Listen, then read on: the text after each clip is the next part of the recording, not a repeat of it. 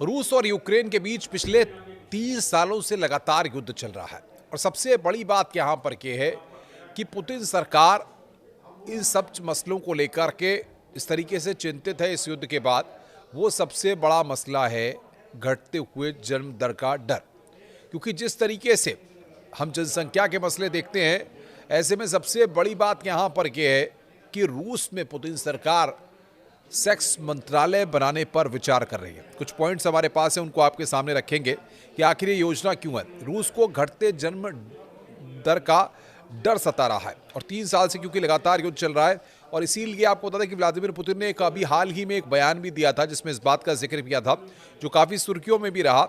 उन्होंने रूस के लोगों से सेक्स के लिए समय निकालने के लिए कहा था। उन्होंने कहा कि समय निकालिए साहब।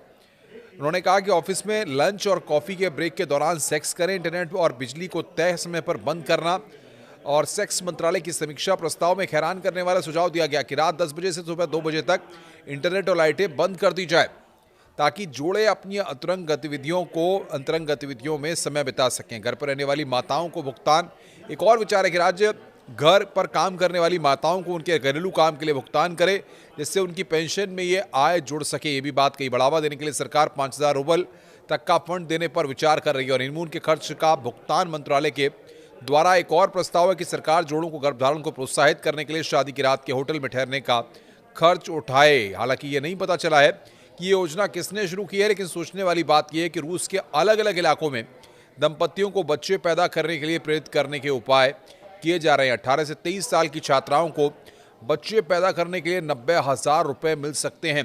तो ये यहाँ पर रूस में हो रहा है। पुतिन सरकार यहाँ पर घटते जन्म दर के डर को दूर करने के लिए यहाँ पर अब सेक्स मंत्रालय बनाने की योजना पर काम कर रही है, और जाहिर तौर पर आने वाले वक्त में इसके क्या परिणाम होंगे और बाकी देशों में इसको लेकर किस तरीके का रिएक्शन आएगा, ये जरूर देखना होगा। नमस्कार।